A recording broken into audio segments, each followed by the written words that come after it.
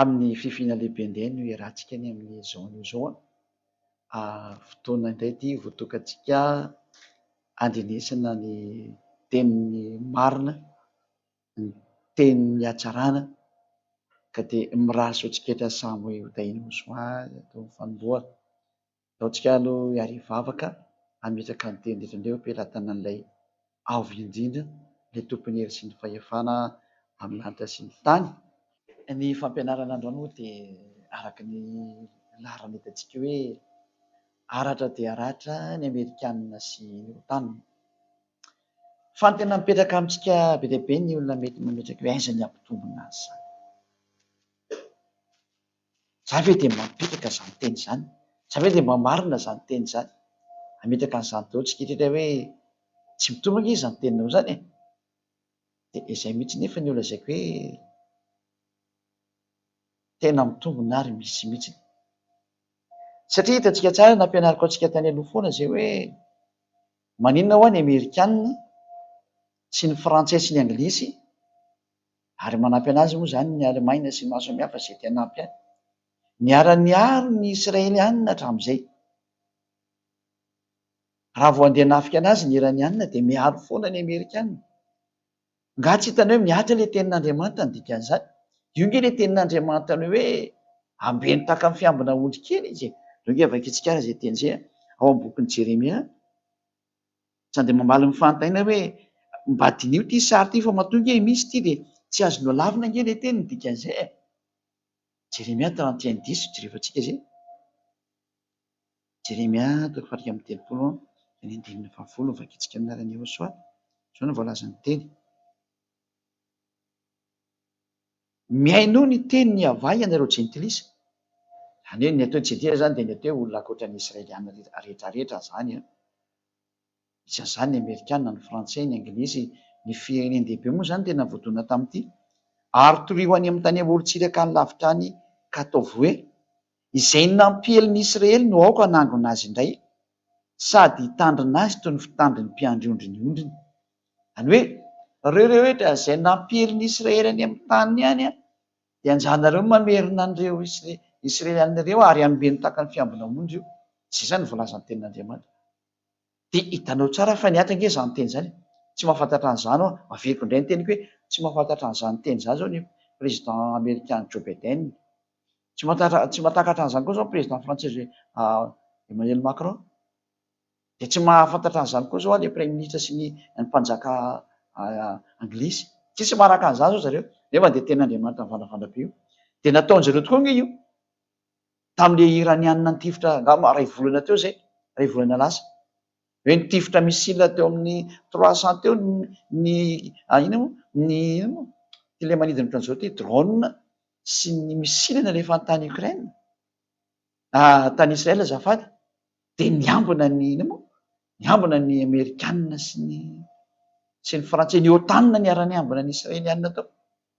Ary tena zara raha nisy tafiditra tao ary tsisy tao Israel ny fitaovam-piadiana jentifirina bala zany. Niatra nge ilay ten'Andriamanitra hoe ambeny tahaka ny fiambina ny ondry izy, io hitantsika io. Aoka nareo hitandrina azy toy ny fiandry ny mpiandry ondry ny ondriny, nataony OTAN izany. Tanao izany fa tsy afaka miala amin'io tenin'Andriamanitra io rehetra. Ary hoe averenao amin'ny tanina izy, naverin'ny OTAN nge, naverin'ny SDN izy tamin'izany, Société des Nations, izay moa tiako teny. Ny Société des Nations izay ny Amerikanina lohalarana tamin'izany no namerina ny jiosy tamin'ny tanina. Izany rehetra izany dia mampiseho ny heriny sy ny fahefany dada Iavary hoe tsy misy afaka miala amin'ny teniny izany ange nareo e. Ka raha tsy nisy afaka niala tamin'ny teninareo dia iny izao ilay niakatra ho azy ny Rosianina namely ny Ukrainianina hitantsika teo. Ary tena ao anatin'ny ady mangotraka mihitsy izao. Ary raha jerevana ny sary dia miatra ny teny nambarany ambasadeur-ny Jehosoa izay nanirany Jehosoa dada Iavana azy hoe teneny fa tsy maintsy miakatra ny Rosianina tany amin'ny 2003 zany. Ary izy nitarika an'izao tontolo izao mihitsy ho amin'ny famelezana ny Israelianina rehefa horiana kely io. Ka normalina be nge ny sary satria narovany Amerikanina ny Israelianina dia rehefa ho resy amin'izay ny Amerikanina zany amin'izay fomba hanjoana azy ao, izay samy hoe inona ny anjoana azy, hitanareo dia izao tsy maintsy hitsangana ho azy ny rosianina mely anazy satria efa lololony zareo rosianina nge io israelianina io e. Ny israelianina zay mamely ny arabo efa lololony rosianina io, ka ny aza mba maharesy io ihany io rosianina io, kanefa ny de efa tsy maintsy mandresy satria efa lalàna zany, efa didina voaka ny dada Iava, efa nampianariny ambasadorany Iosoa zay ady ampitondra ny teny Iosoa ary mampianatra ny fanazavana ny teny mpaminany rehetrarehetra, manoro ny olona hoe teny zavatra hitranga mandray ianao araba soa tsy mandray ianao ny teny tsy maintsy miatra. De rosianina midaroka ny Ukraina tena tsy hita atao iny io, ary io tsy ataonareo iny zany io. Mamaly be ny olona any amin'ny fampianarana nandeha hoe tena tsy mety, aiza ny aparesy ny Amerikanina zany. Aleola ny tenin'Andriamanitra meko anao a, sady foy kely ny fampianarana androany, ity indray le tenile namoaka an'le teny rany hoe miakara Rosia, izy nitarika ny fiainana-manikavana ary mbola Rosia ny anangona ny Afrikanina zay efa miangona miaraka amin'io, ifa nampianariko antsika iny, mbola resantsika manaraka mihitsy zay hoe miakara ianao ry Afrika, fandresantsika mbola aveantsika mihitsy zay. Fa eto anao de mbola meny hoe aratra ny Amerikanina sy ny OTAN, raha vaikatsika ny bokin'ny Zakaria, ary io ny amarana antsika anazy aloha ny androany, de samy mieritreritra indray nareo fa tahaka ny natanteraka ny teny Jeremia mpaminany, verina amin'ny tany ny Jiosy, naverin'ny SDN tamin'ny taona 1822, ary nambenan'ny OTAN kosa zareo nitareny Amerikanina nanomboka tamin'ny taona firy koa iny, tamin'ny taona 2024 no teny hita farany teo, ny volana 2024 volana avril angamba izy resy avril 2024 teo iny, tsy haiko na firy iny fa teo voalondony volana avril teo angamba izy iny, 5 avril angamba izy iny, tsy tadidiko fa ohatra manodidina am'zay hoe tanteraka ny tenin'Andriamanitra ny dikan'izay hoe io ary fa tena nambenana koa ny israelianina, de mbola maly ary ve ianao, de mbola maly ary ve ianao zany teny zany, efa le zavatra ra tanteraka soamantsara. De tia le teny ho tanteraka aminareo Zakaria 12 vaketsika amin'ny andininy voalohany ka hatramin'ny fahatelo, Zakaria 12 1 ka hatramin'ny 3, 1 ka hatramin'ny 3. Jereo-tsika ny teny anao zay manaraka ny fampianarana zany, teny faminaniana avy tamin'ny Iava ny amin'ny Israely, hoy Iava izay namelatra ny lanitra sy manao ny fanorenan'ny tany. Misy olona miteny hoe iza ary olona miteniteny foana ve? Tsy miteniteny foana fa tena milaza ny tsy maintsy tanteraka, ary tsy mpaminany fa mbola ambonin'ny mpaminany. Izy ny ateo zandriny Yehosoa ary zanaka ny dada Malalaya Iava. Zao hitanao zao izy tsy azo notoerina ny teninay, satria teny ilay namorona an'izao tontolo zao nge io teny io e. Ilay namorona an'izao tontolo zao tia miteny aminao ty, de tia ny zandriny Yehosoa ilay namorona, de tia ny zanaky ny dadanay Iava, te hitany masonao ty, tsy azonao toerina io teny io, tsy azonao toerina oviana mihitsy. Tsy maintsy miatra ny teny ary tonga ny fahatanteran'ny teny, de tsy maintsy miatra ny teny. Voalaza ny teny, zao no lazainy Iava, zay mamelatra ny lanitra sy manao ny fanorenan'ny tany ary mamorona ny fanahiny olona ao anatiny. Izy ny mamorona ny fanahiny ao anatinao. Indro izao anao ho an'ny Jerosalema ho kapoaka mampiraikiraiky ho an'ny firenena rehetra manodidina atreo aloha. Iza milaza fa tsy miraikiraiky mihitsy zao ny firenena va manodidina ny Israela zao tsika miteny zao. Raha manaraka vaovao ianao sy mahafantatra hoe géopolitika, indrindra ho an'ireo mpandinika ireo, de tokony mahafantatra mihitsy fa mikorotana anie Moyen-Orient zao e, mikorotana anie amin'ny faritra Israela. Zany nge mahatonga ny Joe Biden sahirana amin'ny mamany problème ao Israela sy ny ao amin'ny Gaza io e. Zay mbola resantsika lalina eto mihitsy hoe aiza ke ny tenin'Andriamanitra mamaritra an'izany. Efa miteny taminareo fa ny tenin'ny dadako ny tsy maintsy miatra eto, Iava, ary ny tenin'ny zoko tsy maintsy miatra eto, satria zanaka ny dada Iava, izy ny nanaovana an'izao tontolo zao. Ary tamin'ny alan'io zoko Yehosoa io no nanorenana an'izao tontolo zao, izy ny namorona an'izao tontolo zao araka ny baiko ny dada Iava nomenana azy. Azaiko antsika rehetra mihitsy zay. Tsy maintsy miatra ny teny na tiana na tsy tiana.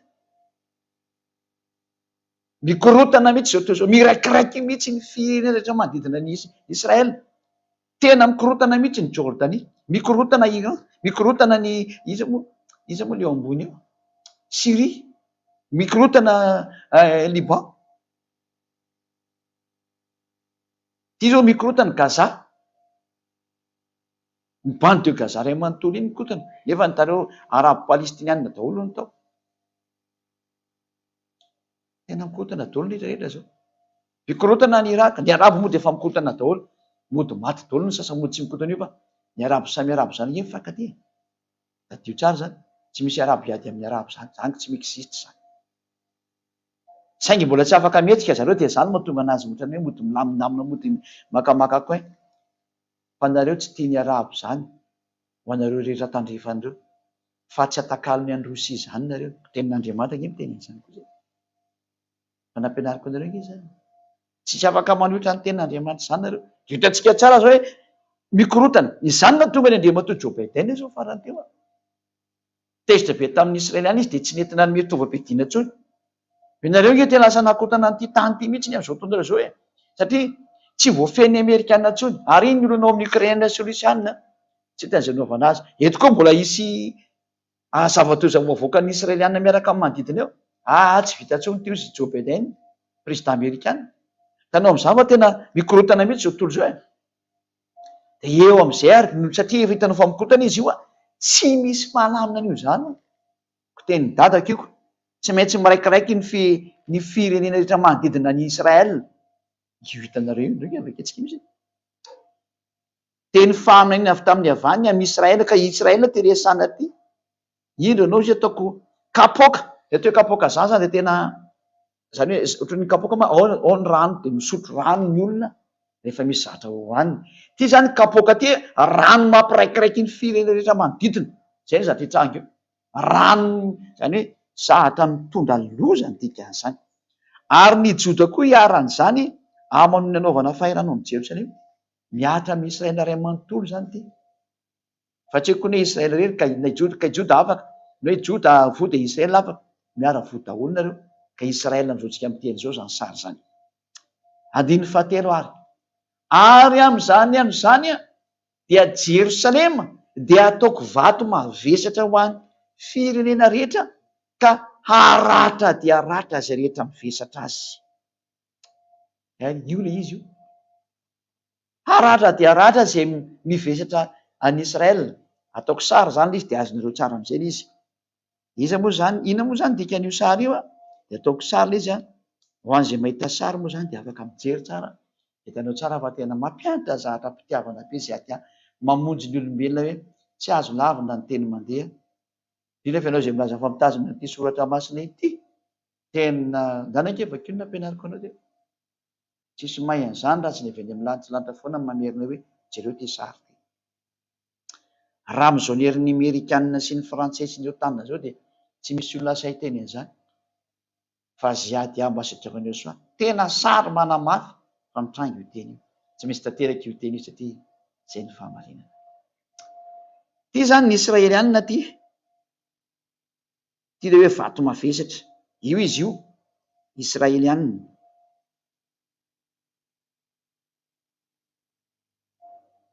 Io ny Israelianina io.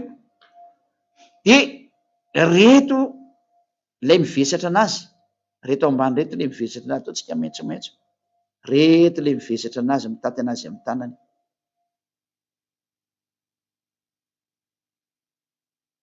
Reo ilay misiporte anazy. Izy reto misiporte anazy reto, ny OTAN no misiporte anazy, zao tsika miteny zao, izay tarihan'ny Amerikanina. Azao fa diso ny teniko samy jereva ny tokantrano ao nareo izy no mibaby anazy, zao tsika miteny zao. Ny Amerikanina numéro 1 amin'io. Izy numéro 1 mibaby an'io resaka Israel amin'izao tsika miteny zao. Hitantsika mihitsy tamin'ny babeny Israel tamizy niaro anazy teo. Izay rehetra ataon'ny Israeliana dia tsy maintsy ny Amerikanina no mibaby an'io foana. Tsy maintsy izy foana no mibaby an'izay ataon'ireo. Na dia ho teritra azy tontolo zao dia tsy miraharaha mihitsy ny Israeliana fa ny ataony ihany ny ataony dia ny Amerikanina no mibaby ny rehetra azy ataon'ny Israeliana. Miara-mahita an'izany angentsika. miara-mahita an'izany tsika fa marihana fototra be zany. Dia izay le tenin'Andriamanitra vakitsika amin'izay le efa tenin'Andriamanitra teo hoe haratra dia haratra ataoko ary amin'izany amin'izany Jerosalema dia ataoko vato mavesatra ho an'ny firenena rehetra, ka haratra dia haratra izay rehetra mivesatra azy, ary dia ho tafangona mely azy ny firenena rehetra amin'ny tany. Lozika beko. Rehefa maratra ny Amerikanina sy ny OTAN, mamely automatique Russia ny Israel. Lozika be. Efa nampianatra anareo an'izany. Zany nateo ziady azy zany ny soaratsaina. Manambara sy mamerina ny teny rehetra miatra amin'ity tany. Tsy misy maresy an'ny Russie zany nareo. Hitanareo ny toy ny teny rehefa avy eo. Hitanareo tsara ny toy ny ady rehefa avy eo. Manahoana ange ny hafaran'io ady Ukraine io? Zao faresena ho an'izao tontolo izao ny hafaran'io ady Ukraine io. Resy ny Russie automatique izao tontolo izao. Hitanareo n'izy? Hoe amin'ny ahoana? Hitanareo? Zay le hitanareo n'izy? Efa hoe tsisy miady aminy. Ndao vakitsika amin'ny teny frantsay io, izay ny amarana antsika anazy dia amin'ny teny anglisy. Amin'ny teny hébreu moa zany. Aleotra ny aloary. Efa tsika amin'ny teny teny zany ny voalaza hoe zafady indrindra. Amin'ny teny frantsay moa kely izy teo dia lasa nivadika teny gasy. Amin'ny teny frantsay.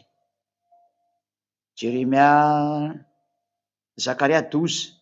Voilà, Zacharia 12, 1 jusqu'à 3. Oracle, parole de l'Éternel sur Israël. Fanambarana zany, faminaniana.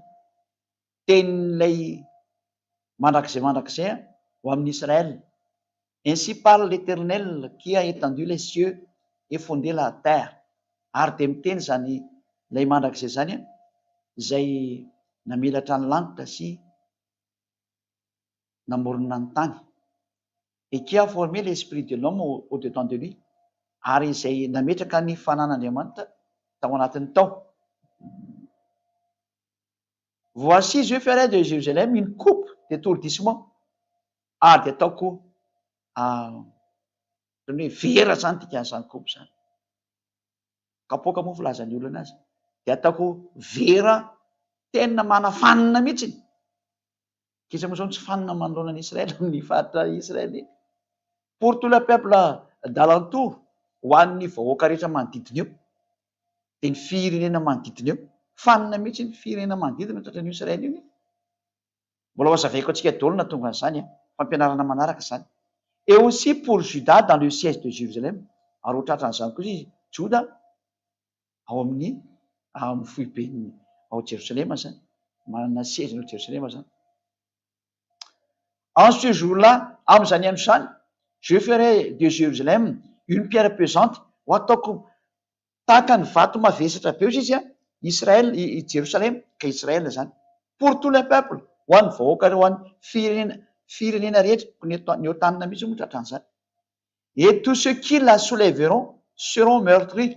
Ary niza mibata anazy, io le sary nataoko teo hoe izay mibata anazy zany hoe manampy anazy sy manampitosoka sy miambina sy miaro anazy seront meurtris. Ho fatinareo. Miomana ireo tanina fa matinareo izy ny tenin'Andriamanitra. Matinareo na tianareo na sy tianareo. Et toutes les nations de la terre s'assembleront contre elle. Ary ny firenena rehetra taoriana zany fahafatesan'ny otanina zany dia amely anazy amin'izay ny Rosianina araka le nampianariny ziady afona hatramin'izay. Hoe amely anareo ny Rosianina. Ary Israelianina miaraka amin'ny vahoaka betsaka miaraka aminy. Dia nitavaratra rehetrarehetra le nampianariko anareo farany teo. Ny fampianarana larana fito ambin'ny folo. Andanina jerevo ny fampianarana larana fito ambin'ny folo. Ary manome conseil ny olona rehetra izay mandre ny fampianarana, aza atao zara famiany ny fampianarana. Hoe mihaino kely ray minitra na ray segondra dia lasa mandeha. Enoy tsara hatramin'ny farany dia anao daholo ny fampianarana ao anatin'io panier io. Ao amin'ny Yaoshua TV. Ninina napetraka tao vakinareo satria tonga ny andro farany. Enoy dia vakio fampianarana io dia alalino dia arao tsara fa famonjenanao ny dikan'io. Aza miaraka amin'ny Andriamanitra mampanota fa zavatra tsy izy. Le Andriamanitra mahafaka amin'ny fahotana ihany no izy dia izao toy ny ziady azy ao. Ray izay aloha ary andao vakitsika indray ny amin'ny teny hébreu izay misy teny anglisy. Dao misy fitoran jiosy zany dia misy miteny tsy ao anatin'ny teny hebreo zany. Mampimena mihitsy nge ny olombelona sasany reto e. Reto olombelona kely reto tena misy mahampime mihitsy ny tena izy. Zay moa zany Zakaria, voilà. Zakaria, na hoe Zekaria teny amin'ny teny hebreo zany. Dia fitoran jiosy ty fitanareo tsara. Hebreo Masoretic Text io. Hébreu Masoretic Text. Zany hoe teny hebreo zany, bokin'ny hebreo no dikan'izany. Dia vakitsika ny Zakaria 12, vakitsika amin'ny teny hebreo zany dia miomana koa ny Israely ihany. Nareo mihitsy raha atao mitandrina amin'ity teny ity ny tena izy fa nareo nge no tratra an'ity. Zay no hitako hoe aza mba mitomany Israely zany reto. Hita fa malagasy ianao. Io zany le teny hebreo ty, io le toko voalohany io, andiny voalohany moa azafady. Masady va iava al Israel no miava note Shamaim Viosed Arets Viotserch Adam Pikro Bikirbof zay eno ny voalohany zay. Dia vakitsika indray ny faharoa ho en'le Israeliana zay mandrehany hoe tena misy teny hebreo ny teny an'izany. Kine Anokia Sam Etrislaim Safral Ikalahim Hamim Saviva Vgamalidoa Ali Ihuda Ihei Vamadzor Ali Irosalaim. Israel no dikan'iny zany. Naretsika ty le fahatelo farany ty tsy maintsy vakitsika doloko. Vahia Vayomahu Asim et Irosalaim Even Mahamasa Ikalhamim Kalamisheya Sharot Isharaki Israetiu Vnesfo Aleha Kol Goyez Harets. Zany le teny hebreo zany zay rehefa nivakitsika dia andao vakitsika amin'ny teny hebreo amizay amin'ny teny anglisy ny satria teny hebreo le vakitsika alaotsika ataotsika amin'ny teny anglisy. Tsy konetsika amin'ny teny anglisy mba vakitsika io dia manareo mahena zany the burden of the old of Yahweh for Israel set Yahweh which stretched forth the heavens and laid the foundation of the earth and formed the spirit of man within him. Faharoa, zany le milaza an'le hoe le teny teo e. Alao amizay tsika hiditra amin'ny fahatelo fa lava be. No tsika hiditra ato amizay. Entsika ny fampiresaka tsara.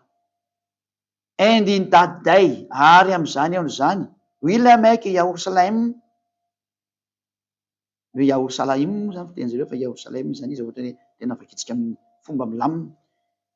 Will I make Jerusalem a burdensome stone for all people, and that burden themselves with it shall be cut in piece. Oy! Loza nge zany teny zany e. Hoe tapatapana amin'ny piesy mihitsy noho ny reto olona mibatabatany Israeliana reto. Zany dikan'io. For all the people of the earth and gathered together against it. Io moa zany tia tena important amintsika ty. The burdensome any ohatrany hoe burdensome ohatrany hoe barda zany retsika amin'ny miaramedy hoe barda mitondra zavatra mavesatra. Ka mitondra zavatra mavesatra. Stone zany vato be ny dikan'izany. Mivesatra vato be ny dikan'izany. For all people zany for all people. Manome tamavesatra ho an'ny vahoaka mihitsy izy ary all that burden themselves, ary zay rehetra with it, ary zay mivesatra an'izany zay dikany hoe all that burden themselves, zany hoe amin'ny zareo le hoe miaraka am'io rehetra people miaraka am'io zay mibatana azy. All that burden themselves amin'ny heriny zareo zany. Izy ihany no mibata eo zany. Zareo zay mibata eo zany with it amin'zareo amin'ity vato ity zany. Shall be cut in pieces. Dia ho voadididity voetiety tapatapaka ohatran'izao nareo. Faminenana ambaka ny Zakaria mpaminazy.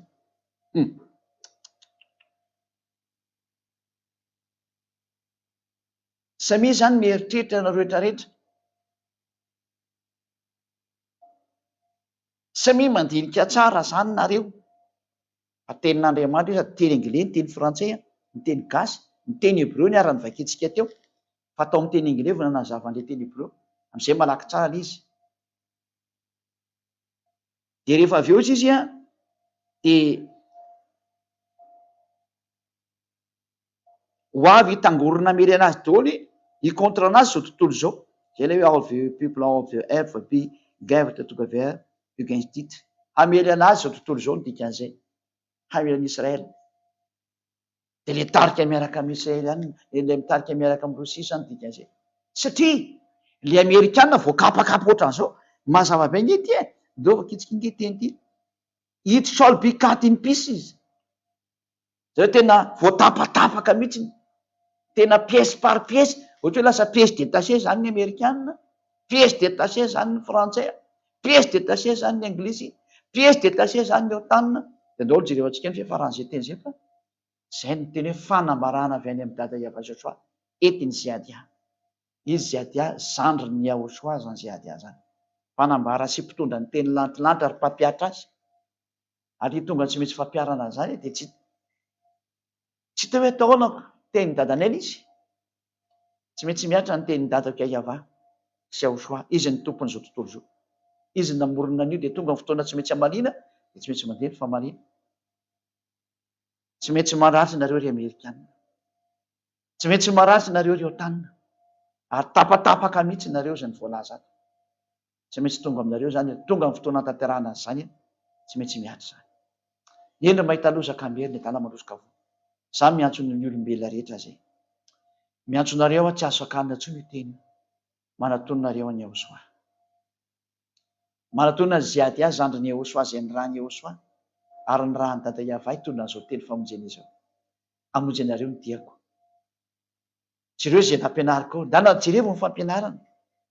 Miantso nareo hanaraka ny fampianarana io, jereo ao anatin'ny YouTube le izy nge, ao amin'ny Yahoshua TV. Fampianarana nomboka tamin'ny numéro 1 jusqu'à hatramin'ny tsy haiko na 29 ngany androany ngamy raha tsy diso 29 ny androany. Ndana vakio. Misy teny anglisy ao, misy teny gasy ao, misy teny frantsay ao ary misy teny frantsay. Samy manana ny sitany daholo reo. Manana ny chaîne ny daholo zany. Ny Yahoshua TV misy ny anglais. Ny Yahoshua TV French misy ny frantsay, ho an'izay teny amin'ny teny frantsay. Ny Yahoshua TV Malagasy ho amin'ny teny malagasy ary ny Yahoshua TV Chinese ho an'ny sinoa dia samy mijery eo daholo zany nareo. Natao zao zavatra zao hamonjena olona rehefa tonga amin'ny farany. Tena misahirana mihitsy ny Ziadia ambassadeur ny Yahoshua. Mitady ny hevitra rehetra hiantsonana anareo tena mba manapa-hevitra. Tsy voatana intsony anie io e. Mamonjeny tena nareo ry Amerikanina fa fitiavana zao teny zao. Tsy faniriana hoe ny apotika anareo ny teny eto fa tsy azo sakanina ny teny dia mamonjeny fanahy amin'izay. Vonjeo ny fananareo ry frantsay, vonjeo ny fananareo ry anglisy. Manatona ny Yahoshua amin'ny alalan'ny Ziadia zay ny rahany tonga eto ny soloten'ny Yahoshua. Zay no mahatonga nanaraka ny hoe ambassadeur ny Yahoshua Ziadia hitonareo amin'ny écran io. Hamonjy anareo ny diako makety. Mety izy ho vonjena. Ndao any aminay, ndao any amin'ny lantilanitra misy anay zay niaviko. Tany ny ainga ary heverina hitondranareo makany. Zany mahatonga an'io teny io tsy maintsy lazaina ary tonga ny fanatanterahana azy. Tsy misy zavatra azo foanana ny tenin'ny dadako Yahova. Zay nampitondraina ny Yahoshua hatrizao eton'ny Ziadia zao. Raha sotriketra samy teny Yahoshua, tonga ny fiafaran'izao tontolo zao tsy azo lavina intsony ny poan'ny bomba nucléaire. Tsy misy herina fiafana manaraka anazy intsony. Tonga ny fotoana mahaiza mitodika mankany amin'ny Yahoshua amin'izay. Tsy misy maharesy an'ny Rosia zany. Ary tsy afaka hiady aminazy intsony ireo ry Amerikanina. Mahery loatra ireo, tsy vitanareo intsony miady amin'ireo. Raha ohatra aminareo setrasetra eo dia potika eo nareo. Tena ozy ilay ten'Andriamanitra eo vao tapatapaka ohatr'izao nareo fa manoro hevitra Ziadia io izy miditra amin'izany. Raha azo atoro moa zany. Rehefa tsy azo atoro moa dia tsy hita izay atao fa ho an'izay azo atoro mamonjeny fananareo. Vonjeo ny fananareo eo any amin'ny Yahoshua. Fitiavana zany teny zany. Filazana ny zavatra rehetra mety hitranga. Zay natao ambassadeur ny Yahoshua. Izy hoe mpaminany ve ianao? Marina ihany izay teny izay aloha e. Fa mbola lehibe ny mpaminany ary zandry ny Yahoshua izy. Iahosoa ny lehibenay. Izy ny lehibe indrindra. Ary ny dadanay ny lehibe indrindra rehetra. Izany le avo indrindra izany. Ilay fahazavana lehibe. Tompon'ny fahefana ny lanitra sy ny tany izay rehetra ho aminy. Azy ny voninahitra mandrakizay. Ho anao dada Maria ny voninahitra mandrakizay. Sy ady mankalaza anao. Farana ny teny fa dia mirahazo antsika sao samy teny ho soa. Ho amin'ny fitohizana amin'ny fampianarana manaraka. Antsika hariva afaka. Voninahitra anao dada Maria. Sy ady tsy mitsahatra ny mankalaza anao. Azy ady tsy mitsahatra ny manome voninahitra anao. Sy ady tsy mitsahatra miankohaka eo alohananao lay mahery indrindra, lay fahazavana lehibe. Sy ady tsy mitsahatra mihitsy manome voninahitra anao. Ary sy ady tsy mitsahatra mihitsy manandratra anao satria dada malalaka ianao. Tiako tena farany tapony tiako. Ianao sy Iahosoa. Sy naniraka. Tahio izany teny izany dada Maria. Tsy maintsy miatra ny teninao ary fotoana ny fampiarana azy zao. Tonga ny fiafarahana izao tontolo izao. Tsy azo lavana intsony ny fatanterahany teny. Ary tsy misy herina fahefana mahazo manoatra an'izany intsony. Tonga ny fatanterahany teny. Tsy maintsy miatra ny teny rehetra rehetra. Dada Iavao. Sy ady mangataka. Arovy ny ankonanao rehetra rehetra. Arovy mba samy todo soany amin'ny lanitra daholo. Ary ireo izay mbola any ivelany, afangany ny fitehiny amin'ity fanjakana masina ity. Afangany dada Iavao. Afangany efa teny efa akaiky sy atombotra loatra amin'ny fotoana. Ianao mahalala izay anaovana an'izany. Mangataka foana sy ady avy. Afangany ny atongavan'ny ondry kelinao atao amin'ny fanjakana masina. Ho voninahitra ny anaranao masina izany dada Maria. Iahosoa tonga ny fatanterahany teny. Amarino sy amafisy daholo ny teny rehetra sy efa nomenao. Mba tsisy very ny reny raha tsy efa tanteraka daholo ny fahamarinana rehetra izay nampianarinao. Sy nambarinao ary nolazainao azy zao namafisiko izao. Dia izay rehetra efa notenenao izany nampitondrainao amin'ny mpaminany. Dia teny avy any amin'ny dada Maria Iava. Voninahitra ho anao dada Maria Iava. Voninahitra anao Iahosoa. Arovy ny ondry kelinao rehetra izay efa tonga atao fanjakana masina. Iahosoa. Ary arovy ny olona rehetra izay mbola nifela izay mbola tsy tafiditra ka efa maniry ao aminao. Voninahitra anao dada Maria Iava. Amin'ny anarany Iahosoa.